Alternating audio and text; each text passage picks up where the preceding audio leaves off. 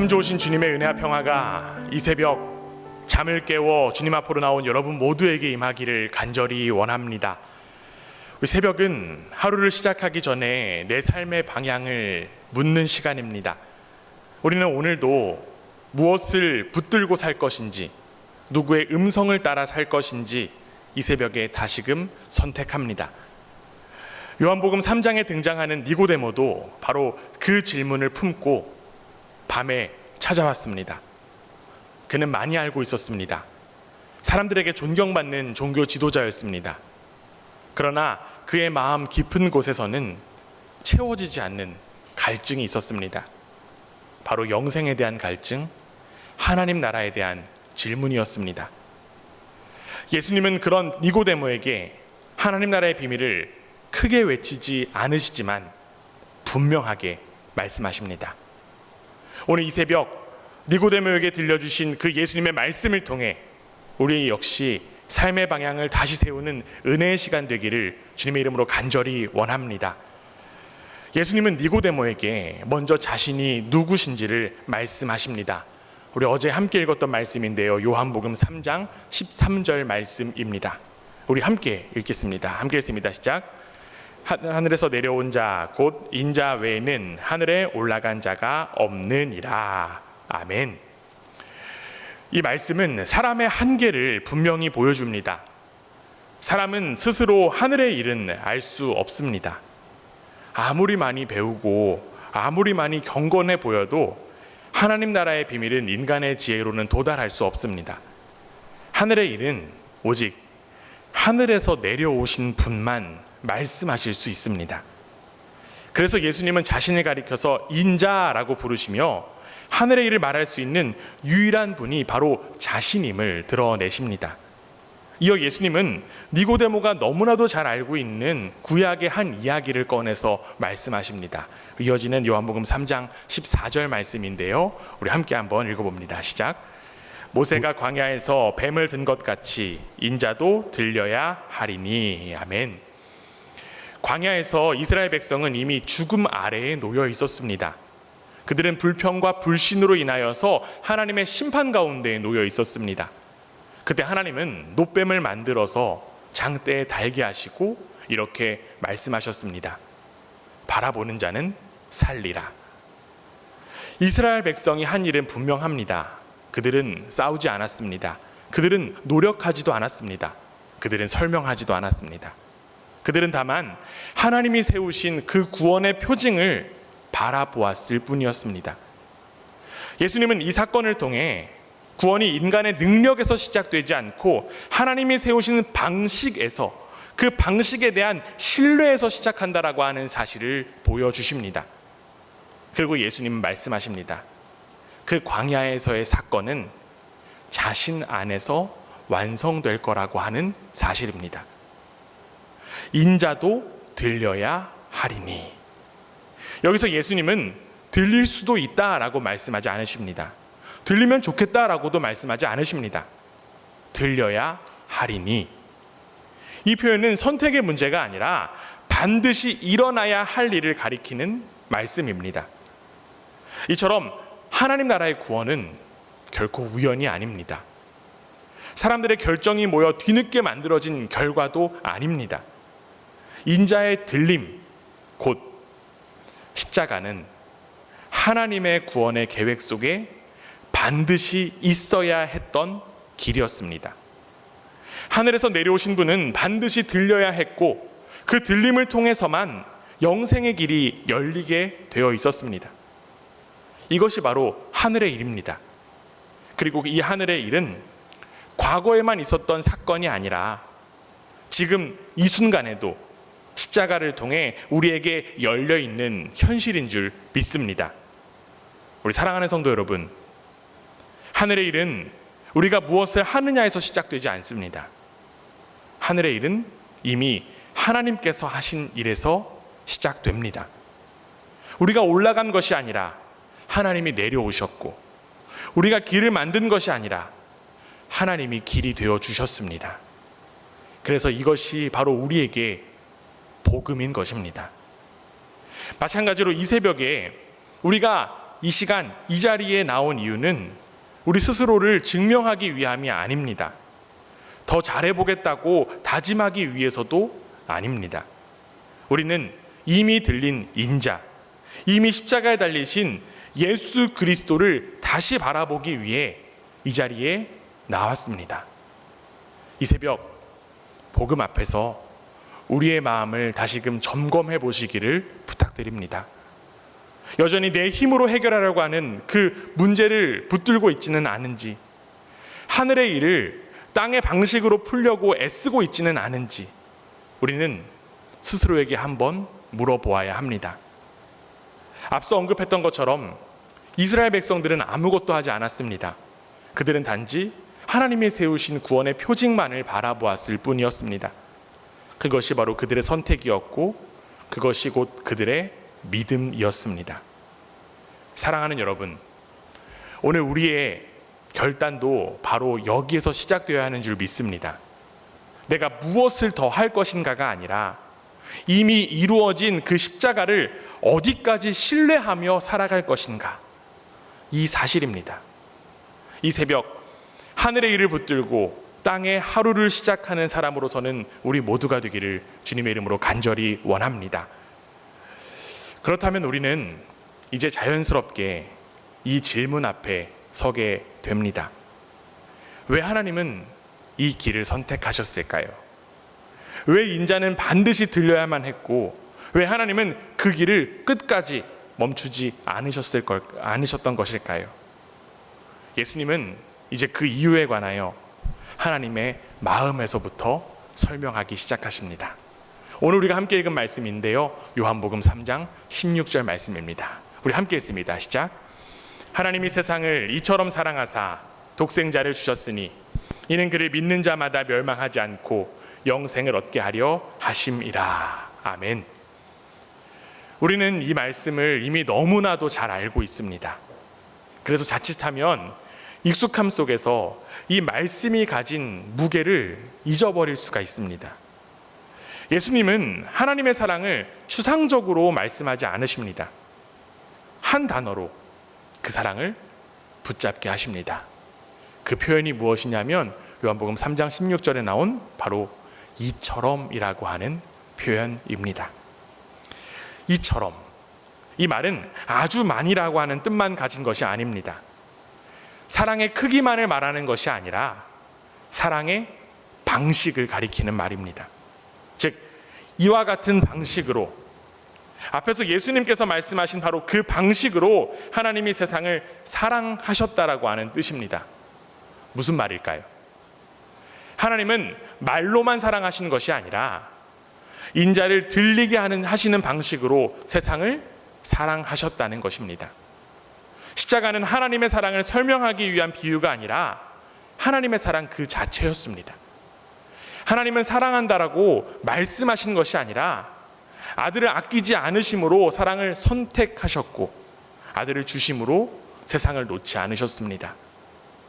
여기서 예수님은 우리의 시선을 의도적으로 하나님께로 옮기십니다. 우리가 얼마나 죄인인지, 우리가 얼마나 연약한지를 먼저 묻지 않으십니다. 대신 하나님이 어떤 분이신가를 먼저 보게 하십니다. 하나님이 세상을 사랑하셨다라고 하는 것입니다. 그런데 사실 생각해 보면 이 세상 그렇게 사랑받을 만한 세상이 아닙니다. 하나님을 떠난 세상, 하나님 없이도 살 수 있다라고 착각한 세상, 자기 기준과 자기 욕망을 끝까지 붙들고 있던 그 세상이기 때문입니다. 그리고 바로 우리의 모습이 그 세상의 모습입니다. 그럼에도 하나님은 그 세상을 끝까지 포기하지 않으셨습니다. 하나님은 돌아올 가능성이 있어서 사랑하시는 것이 아니라 사랑하기로 결정하셨기 때문에, 하나님은 사랑하기로 결심하셨기 때문에 아들을 주셨습니다. 그리고 예수님은 이 사랑의 목적을 분명하게 말씀하십니다. 이는 그를 믿는 자마다 멸망하지 않고 영생을 얻게 하려 하심이라. 아멘. 하나님의 사랑은 사람을 감동시키기 위한 사랑이 아닙니다. 순간 마음을 움직이는 그런 감정적인 사랑도 아닙니다. 하나님의 사랑은 사람을 살리기 위한 사랑입니다. 그래서 이 사랑은 반드시 우리에게 응답을 요구합니다. 그 응답이 무엇일까요? 그 응답이 바로 믿음입니다. 여기서 말하는 믿음은 단순히 정보에 동의하는 것이 아닙니다. 교리를 알고 고개를 끄덕이는 그러한 수준도 아닙니다. 믿음이란 삶의 중요한 순간마다 다시 내 손으로 인생을 붙들지 않고 하나님 손에 맡기기로 선택하는 것이 바로 믿음입니다. 불안할 때, 상황이 이해되지 않을 때, 내가 통제할 수 없다라고 느껴질 때, 그래도 하나님의 판단을 더욱더 신뢰하는 그 선택이 바로 믿음인 것입니다. 그래서 예수님은 이렇게 말씀을 이어가십니다. 이어지는 요한복음 3장 17절 말씀입니다. 우리 함께 읽습니다. 시작.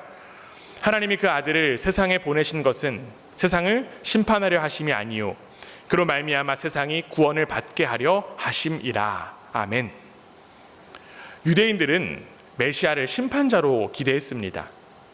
그러나 예수님은 먼저 구원자로 오셨습니다. 왜냐하면 세상은 이미 하나님을 떠난 선택으로 인해 심판 아래에 있었기 때문입니다. 예수님은 새로운 심판을 더하기 위해서 오신 것이 아니라 그 심판 아래에 놓인 세상 속으로 직접 들어오셔서 우리를 건져내기 위해 오셨습니다. 이것이 바로 하나님 나라의 방식입니다. 하나님 나라는 정죄로 사람을 몰아붙이지 않습니다. 하나님은 먼저 사랑으로 손을 내미시고 그 사랑을 믿음으로 붙들도록 초대하십니다. 우리 사랑하는 성도 여러분, 이제 이 말씀 앞에서 우리는 더 이상 멀리서 하나님을 이야기할 수 없습니다. 하나님의 사랑은 막연한 위로가 아니라 우리를 향한 구체적인 사랑이기 때문입니다. 하나님의 사랑은 아들을 주신 구체적인 결정이었습니다. 그래서 우리는 이렇게 스스로에게 물어야 합니다. 나는 하나님의 사랑을 단지 위로로만 받아들이고 있는가? 아니면 내 삶의 방향을 바꾸는 그 사랑으로 받아들이고 있는가? 결국 하나님 나라는 완벽한 사람들의 나라가 아닙니다.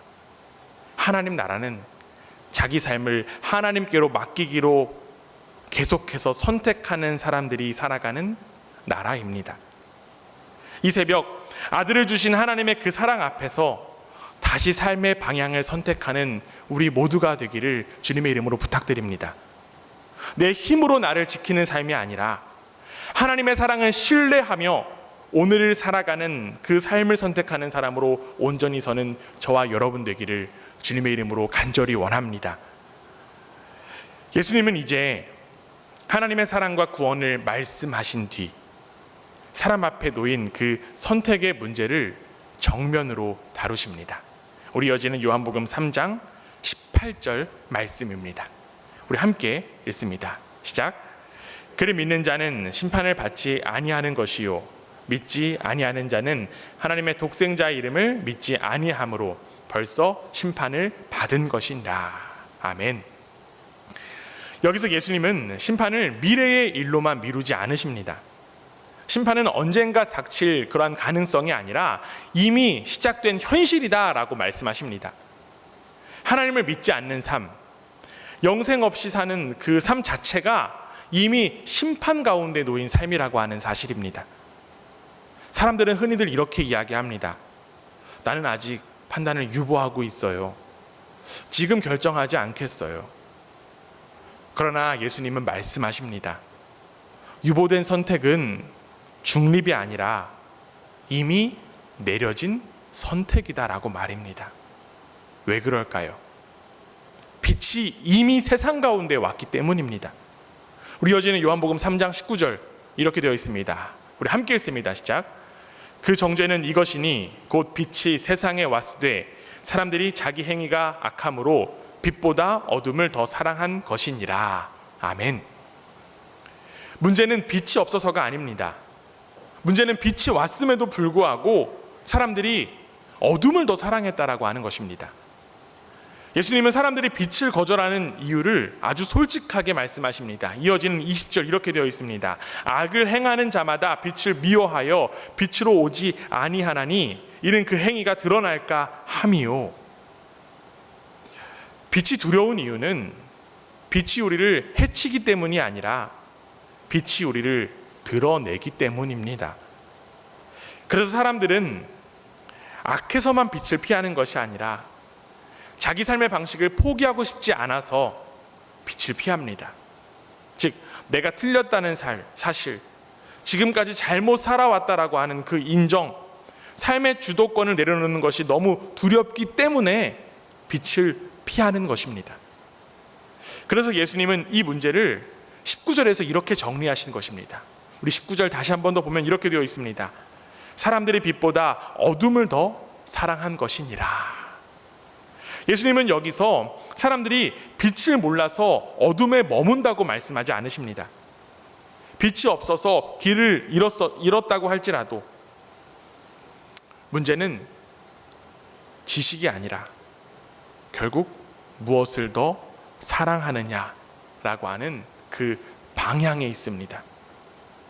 사람은 자기가 가장 사랑하는 것을 중심으로 살아갑니다. 가장 자주 생각하는 것, 쉽게 내려놓지 못하는 것, 불편해도 포기하지 않는 것이 바로 그 사람의 방향을 결정합니다. 신학자 제임스 스미스는 자신의 책 습관이 영성이다 라고 하는 책에서 이렇게 이야기합니다. 당신이 사랑하는 것이 바로 당신이다. 우리는 생각하는 존재이기 이전에 사랑하는 존재다라는 것입니다. 그래서 예수님 앞에서의 문제는 무엇을 알고 있느냐가 아니라 무엇을 더 사랑하고 있는가에 있습니다. 빛이신 예수님보다 지금의 익숙한 삶을 더 사랑하는지, 말씀보다 내가 쌓아온 방식과 선택을 더 사랑하는지, 하나님 나라보다 내가 통제할 수 있는 작은 왕국을 더 사랑하는지, 그 문제라고 하는 사실입니다. 안타깝게도 어둠은 언제나 달콤하게 느껴집니다. 익숙하고 설명하지 않아도 되고 무엇보다 드러나지 않아도 되기 때문입니다. 그러나 예수님은 그 어둠을 몰라서 생긴 상태라고 부르지 않으십니다. 예수님은 그것을 사랑의 방향이 잘못된 상태라고 말씀하십니다. 그래서 성경에는 빛을 몰라서 거절한 사람들이 아니라 빛보다 다른 것을 더 사랑했던 사람들이 등장합니다. 여러분들이 잘 아는 부자 청년, 재물을 더 사랑했고요. 빌라도는 권력을 더 사랑했고요. 유대 지도자들은 자기 의와 자신들이 만든 체제들을 더욱더 사랑했습니다. 문제는 정보가 아니라 애착이었고 깨달음이 아니라 선택이었습니다. 그래서 예수님은 사람들을 이렇게 나누십니다. 요한복음 3장 20절 말씀 우리 다시 한 번 더 읽습니다. 시작. 악을 행하는 자마다 빛을 미워하여 빛으로 오지 아니하나니 이는 그 행위가 드러날까 함이요. 여러분, 빛을 미워하는 이유는 분명합니다. 빛이 불편해서가 아니라 빛 앞에서는 더 이상 숨길 수 없기 때문이라는 것이죠. 그러나 예수님은 이어서 또 이렇게 말씀하십니다. 21절 이렇게 되어 있습니다. 진리를 따르는 자는 빛으로 오나니 이는 그 행위가 하나님 안에서 행한 것임을 나타내려 함이라 하시니라. 아멘. 여기서 말하는 그 진리를 따르는 자는 완벽한 사람이 아닙니다. 흠없는 사람도 아닙니다. 다만 숨지 않기로 선택한 사람입니다. 어둠을 유지하기보다 빛 앞에 서기로 결정한 사람들입니다. 빛으로 온다는 것은 자기를 포장하는 것이 아니라 자기를 드러내는 용기입니다. 말씀 앞에서 변명하지 않도록 결정하는 선택이고 내 삶의 어두운 부분까지 하나님께로 내어놓는 결단입니다. 이어 예수님은 놀라운 말씀하십니다. 그렇게 빛으로 나오는 사람들의 삶은 이미 하나님 안에서 행해진 삶이라고 하는 사실입니다. 사랑하는 성도 여러분, 이 새벽에 우리는 어디에 서 있습니까? 말씀의 빛 앞에서 여전히 설명만 늘어놓고 있지는 않은지, 이해는 하지만 삶은 그대로 두고 있지는 않은지 우리는 이 새벽에 스스로에게 물어보아야만 합니다. 빛 앞에 선다는 것은 완벽해지는 것이 아닙니다. 바로 정직해지는 것입니다. 그리고 그 정직함의 자리에 하나님의 은혜가 임하는 줄 믿습니다. 하나님 나라는 어둠을 정죄하는 나라가 아니라 빛으로 초청하는 나라입니다. 이 새벽 우리를 향하여 비치신 예수님의 초청이 있는 줄 믿습니다. 이 새벽 비치신 예수님 앞에 숨지 않고 서는 선택, 그 선택이 바로 오늘 우리를 살리는 길인 줄 믿습니다. 우리 사랑하는 여러분, 이 새벽에 무엇을 더 사랑하며 하루를 시작할 것인지 분명히 선택하는 이 시간이 되기를 간절히 원합니다. 우리를 이처럼 사랑하셔서 아들을 주신 그 하나님의 사랑 안에서 그 사랑을 오늘도 믿음으로 붙들며 멸망이 아니라 생명을 선택하는 하루, 어둠이 아니라 빛을 선택하는 하루, 숨는 삶이 아니라 하나님 앞에 드러난 그 삶을 살아가며 빛이신 예수님을 가장 사랑하는 방향으로 오늘 하루를 살아가는 우리 모두가 되기를 주님의 이름으로 간절히 원합니다. 우리 모두의 삶이, 우리의 모두의 말과 선택과 걸음이 빛이신 예수님과 함께 걸어가는 복된 하루가 되기를 주님의 이름으로 축원합니다.